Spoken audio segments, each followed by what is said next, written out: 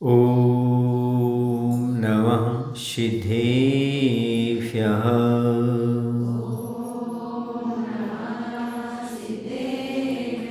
ॐ नमः सिद्धेभ्यः।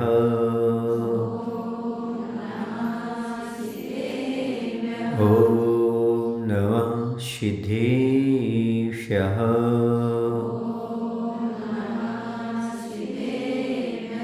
बोले देवादिदेव श्री महावीर भगवान की, आचार्य गुरुदेव श्री विद्यासागर जी महाराज की, आचार्य समय सागर जी महाराज की।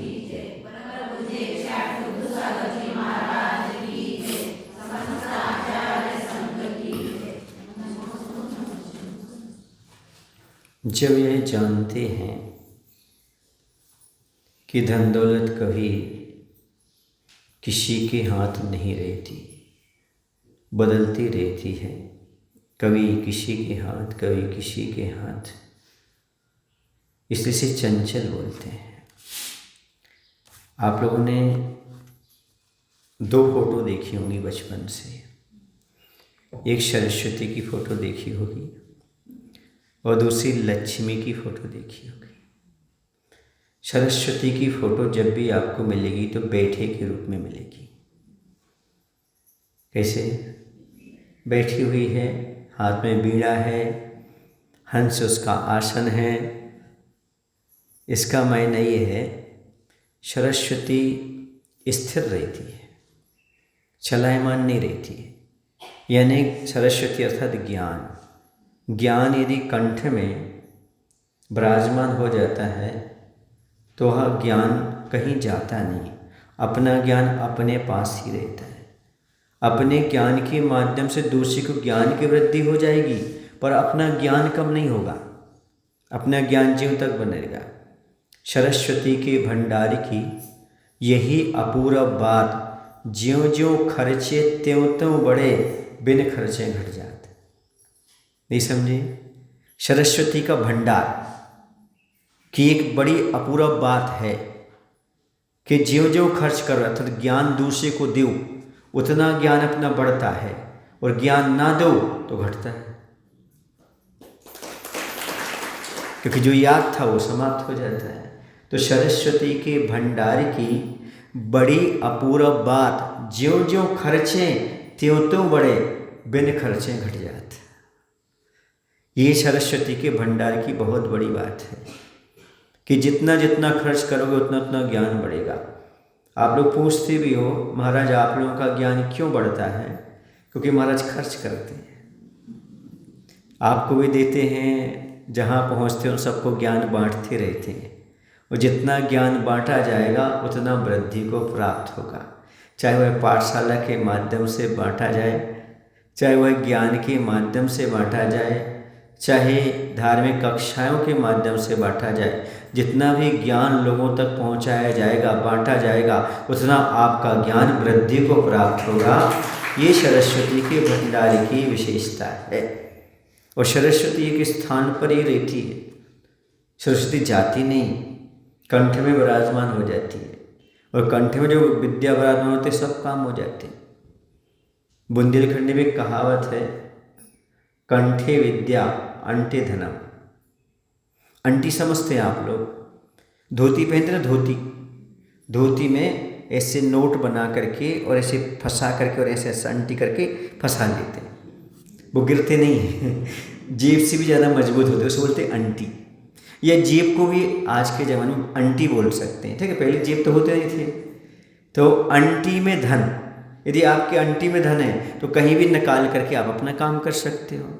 और कंठे विद्या, यदि आपके कंठे विद्या है, कहीं बैठ जाओगे, धर्म की 4 बातें सुना दोगे, ज्ञान की 4 बातें सुना दोगे आप। तो कंठे विद्या अंटे धनम, ये सबसे बड़ा धन माना गया है। यदि आपके कंठ में ज्ञान है, सरस्वती का वास है, तो अब दुनिया में कहीं चले जाओ, देश विदेश, वहाँ आप पूजे जाओगे, सर्वत्र आपका काम बनता चला जाएगा। क्योंकि ये नियम है, विद्वान सर्वत्र पूज्यन्ति, विद्वान हर जगह पूजा को, पूज्यता को प्राप्त होता है। जहाँ भी जाओगे वहाँ आपका काम बनता जाएगा, ऐसे धन है, जिसके पास धन है वो कहीं भी जाए उसको सुख सुविधा भौतिक मिलती चली जाएगी, सम्मान भले ना मिले पर भौतिक सुख सुविधा तो उसको प्राप्त हो जाती है।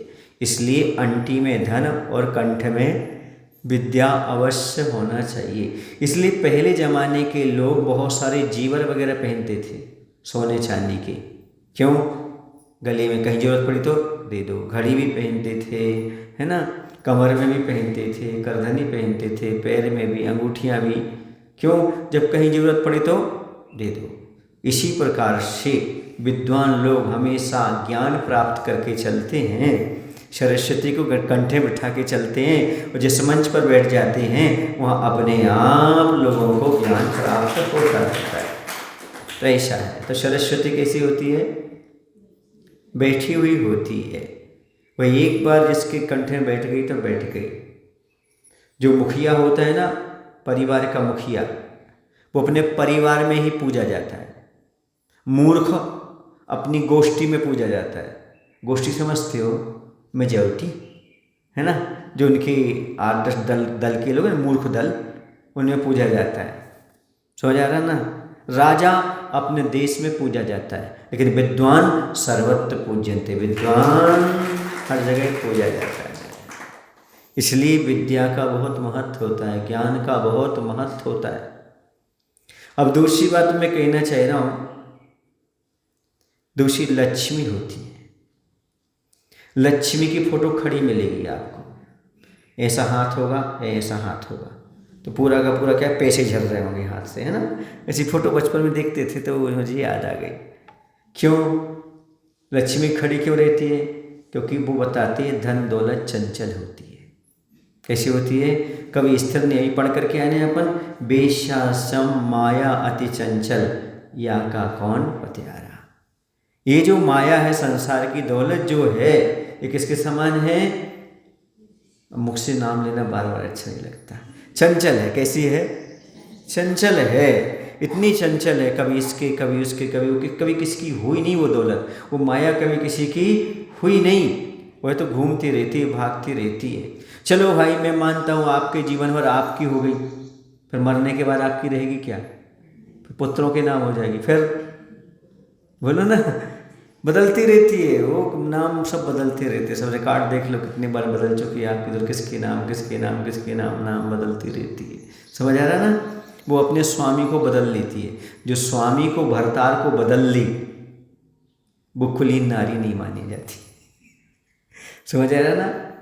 गंडा को बदल ली तो कैसे हो सकती है? कुलीन होगी क्या वो? गंडा नहीं समझते? गंडा हिंदती, हाँ, पति पत्नी। आपके कन्नड़ में क्या बोलते हैं? पति को गंडा और पत्नी को हेंडती। तो जो बार बार गंडा को बदल ले डंडा देकर के, वो क्या कुलीन नारी होगी क्या? नहीं होगी। उसी प्रकार से जो बार बार अपने स्वामी को बदले, उसके लिए कुलीन नहीं कहा। क्या उपमा दी है? कोठी वाली जैसी उपमा दी है। समझ आ रहा ना? तो ऐसा वह जो लक्ष्मी होती है वो बताती है कि धन दौलत कैसी है? धन दौलत चंचल है, कभी किसी की ये हुई नहीं। इसलिए लक्ष्मी खड़ी होती रहती है और सरस्वती बैठी होती है। दूसरा, उसका हंस का, सरस्वती का वाहन हंस होता है और लक्ष्मी का वाहन उल्लू होता है। उल्लू क्या बोलते हैं आप लोग कन्नड़ में? जैसे रात में नहीं दिखता, रात में दिखता जैसे घूर, घोगे, हाँ वही घोगे, हाँ उल्लू बड़ा होता ना, उसकी ऐसी आँखें दिखती, तो उसको रात में दिखता, दिन में नहीं दिखता, उसको उल्लू बोलते हैं। समझ गए ना? तो जिस पर लक्ष्मी सवार, जिस पर सरस्वती सवार, वो हंस। हंस कैसा होता है? क्षीर विवेक वाला होता है। दूध पी लेता, पानी पानी छोड़ देता है। ऐसे जो ज्ञानी पुरुष होते हैं वो संसार में असार छोड़ देते हैं, सार को ग्रहण कर लेते हैं। जिसके ऊपर सरस्वती होती है कंठ में, और जिस पर लक्ष्मी सवार होती है वो उल्लू के समान हो जाता है, उसको सूर्य प्रकाश में दिखता नहीं। ऐसे जिसके सिर पर धन का भूत सवार हो जाए, उसे धर्म कर्म मुनि कुछ दिखाई ही नहीं देते उसके लिए। उसको तो अंधेरा में, मतलब पाप ही पाप दिखता है उसको। तो जैसे हो वैसे मायाचारी करके, हिंसा करके क्या कमाओ? पैसा पैसा पैसा ऐसा हो जाता है। ये किसी ने भी बनाए हैं तो बड़े सोच समझ करके बनाए हैं। सरस्वती का फोटो जिसने भी बनाया होगा, दार्शनिकों ने लक्ष्मी का जिसने भी बनाया होगा, बड़ा सोच समझ करके बनाया होगा और उन्होंने सोचा होगा कुंतु सागर कोई आएंगे इसका व्याख्यान करेंगे। और क्या, कोई ना कोई तो इसका व्याख्यान करेगा कि नहीं करेगा। आखिर ऐसा क्यों बनाया गया? उल्लू ही क्यों मिला? बंदर मिल जाता, घोड़ा मिल जाता उल्लू क्यों मिला? क्योंकि उल्लू कब नहीं दिखता? दिन में नहीं दिखता, अर्थात प्रकाश में नहीं दिखता। ऐसे गुरुओं की वाणी से उसको संबोधन नहीं आता, क्योंकि उसके सिर पर क्या सवार है? धन का भूत सवार है, इसलिए उसकी ऐसी दशा हो जाया करती है। अब जो धन के पीछे भागते हैं उनसे मैं कहना चाहता हूँ कि गृहस्थ जीवन में धन बहुत अनिवार्य है। नियम है, गृहस्थ का धन के बिना चल नहीं सकता, उसका धर्म चलेगा ही नहीं। क्यों? क्योंकि उसे दान देना है, धर्म आदि करना है, तो बिना पैसे के क्या चल जाएगा क्या? तो धन के बिना गृहस्थ का धर्म नहीं चलता। और यदि पैसा मुनि के पास आ गया, उनका धर्म नहीं चलता। इसलिए आचसी बुंदेलखंड में हम लोगों को बोलते थे, कौड़ी समझते हो? कौड़ी, कौड़ी माने एक पैसा, जिसको कीमत नहीं होती, एक पैसा, वो कौड़ी कहलाती है। अरे तुम्हारी कीमत तो 2 कौड़ी की है, मतलब 2 पैसे की है, समझ गए ना? तो आचसी बुंदेलखंड में बोला करते थे, कई बार मैंने उनके मुख से सुना, जिस शावक के पास 2 कौड़ी नहीं, अर्थात 2 पैसे नहीं, उसकी कीमत 2 कौड़ी की नहीं, उसकी भी कीमत 2 पैसे की नहीं है, कोई 2 पैसे में नहीं पूछता उसको। और जिस साधु के पास 2 कौड़ी आ गई, उसकी भी 2 कौड़ी की कीमत, अर्थात उसकी भी कोई कीमत नहीं। गृहस्थ के पास 2 कौड़ी नहीं है, 2 पैसा नहीं है, तो उसकी 2 पैसे की कीमत नहीं। और साधु के पास 2 पैसा आ गया तो समझो उसकी भी 2 पैसे की कीमत नहीं। यानी धन के बिना सावक की शोभा नहीं, और धन के बिना साधु की शोभा है। मैंने निष्परिग्रह होगा तो ही साधु माना जाएगा, परिग्रह थोड़ा सा भी आया तो साधु की शोभा समाप्त हो गई। 2 चीजें कभी साधु के पास नहीं होती, श्री और स्त्री। दिगंबर साधु कौन? जिसके पास न श्री हो न स्त्री हो। श्री माने धन दौलत और स्त्री माने आप जानते हैं, ये चीजें हैं तो दिगंबर साधु नहीं है वो। क्यों? क्योंकि सब प्रकार के परिग्रह का उसका पूर्ण रूप से त्याग हुआ करता है, इनसे वह कोसों दूर रहता है। परिग्रह आया, समझो साधुपना समाप्त, फिर घटनाएं घटेंगी। अब सदलगा वालों से ज़्यादा बोलने की आवश्यकता नहीं है, पिछली बार की घटना उनको सब मालूम है, पर सदलगा के पास की घटना है। आगे चलते हैं। पैसे के बारे में क्या होता है? यदि साधु बस पैसा आ जाता है तो क्या स्थिति होती है, आपको सब जानकारी ना हो तो और ले लेना, ठीक है? इसलिए साधु के लिए पैसे रखना किसके समान है? अभिशाप है। साधु है तो पैसा उसके पास हो ही नहीं सकता, चाबी है तो साधु हो ही नहीं सकता। क्योंकि चाबी किसके लिए? जब उसका शरीर खुला हुआ है तो उसकी सारी चीज़ें खुली हुई हैं। चाबी रखना ही परिग्रह है, चाबी रखना ही रौद्र ध्यान है। आचार्य ने एक बार कहा था, चाबी रखना रौद्र ध्यान का बाबा है बाबा। रौद्र ध्यान छूट नहीं सकता, क्योंकि संरक्षणानंद परिग्रहानंद। चाबी क्यों? संरक्षण। चाबी क्यों? परिग्रह। तो परिग्रहानंद, रौद्र ध्यान छूट नहीं सकता। और रौद्र ध्यान पंचम और स्थान से ऊपर नहीं जाता। यदि साधु हैं तो फिर साधु कैसे हो? यदि परिग्रह है तो चाबी है, तो माइनस समझ में आ रहा है ना? चलिए विषय पर चलते हैं। विषय यहाँ पर आगे थोड़ा सा खोल दिया आपको। तो जो धन के पीछे भाग रहे हैं उनके लिए मेरा कहना है, चाहे श्रावक हो चाहे साधु हो, पहले धन की कंडीशन तो समझ लो, धन कैसा है, और धर्म की कंडीशन तो समझ लो, फिर उसके पीछे भागो। अच्छा ये बताओ, धन जब तक है तब तक आपको सुख देता रहेगा क्या? बोलो। कई बार तो ऐसा होता है, धन बढ़ने पर दुख और बढ़ जाते हैं। छीनने वाले, सेल टैक्स इनकम टैक्स का खटका, डर बना रहता है, चोर ना आ जाए, ऐसा होता है। धन आने पर सुख क्या हमेशा बना रहता है एक साथ? बोलो ना भाई, ऐसा कहीं आपने देखा? मैंने तो बहुत सारे धनी लोग देखे जो दुखी देखे, बहुत सारे अरबपति देखे जो दुखी देखे। धन क्या करेगा? क्या कोई सुखी बना देगा? ध्यान रखो, धन सुख की सामग्री दे सकता है, सुखी बनाना नहीं बनाना आपके सादा सादा पर डिपेंड करता है। धन सुख की सामग्री दे सकता है, लेकिन सुखी होना सादा सा पर डिपेंड है। वो सादा सादा कहाँ से मिलेगी? भूत व्रत अनुकंपा दान सराग संयमादि योगा शांति शौचमति सद्विद्यस्य। साता कैसे मिलेगी? साता विद्या का बंद कैसे होगा?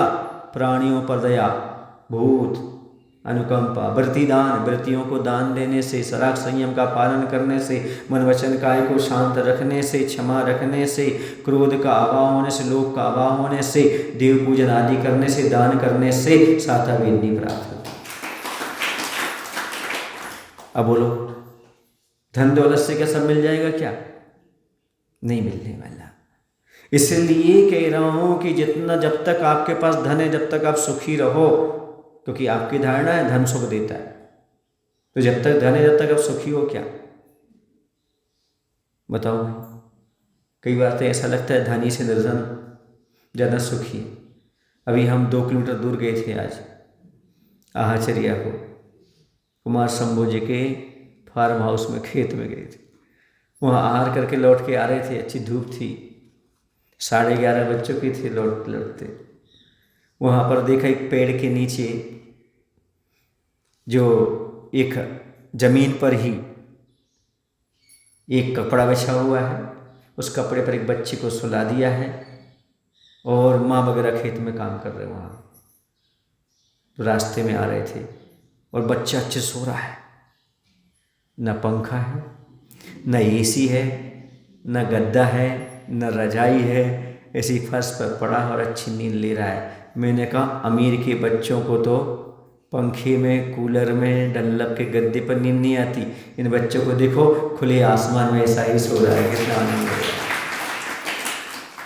कई बार लगता है कि निश्चिंतता तो उस निर्धन को है।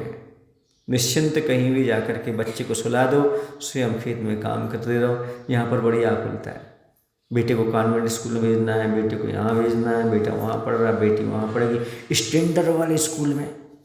अब 2 स्कूल हैं, एक थोड़ा ज़्यादा स्टैंडर्ड वाला है, एक थोड़ा कम वाला है। अब वो ज़्यादा वाला है ना, उसमें पैसे ज़्यादा हैं, नहीं हमें तो उसी में जाना है, भले पढ़ाई कुछ हो या ना, क्योंकि स्टैंडर्ड होना चाहिए, मेंटेन करना पड़ता है ना। बड़े आदमी है ना, गरीब आदमी का बच्चा तो छोटे से स्कूल में जाकर ही पढ़ लेता है, सरकारी स्कूल में भी जाकर के पढ़ लेता है।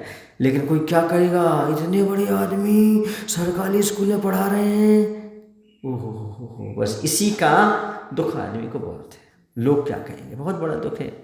बड़े आदमी का दुख बड़ा आदमी जानता है, और छोटे आदमी का सुख छोटा आदमी जानता है, कितना सुखी रहता है। उसे इतनी ज़्यादा आकुलता आदि नहीं रहती। तो मैं ये कह रहा था आपको, पहला समीकरण मैंने ये बनाया कि जब तक आपके पास धन रहेगा तब तक आपको सुख देता रहेगा क्या? बोलो ना, नहीं देता रहेगा। चलो एक कंडीशन फेल। अब दूसरी कंडीशन चलते हैं। जब तक आपके पास धन है तब तक बराबर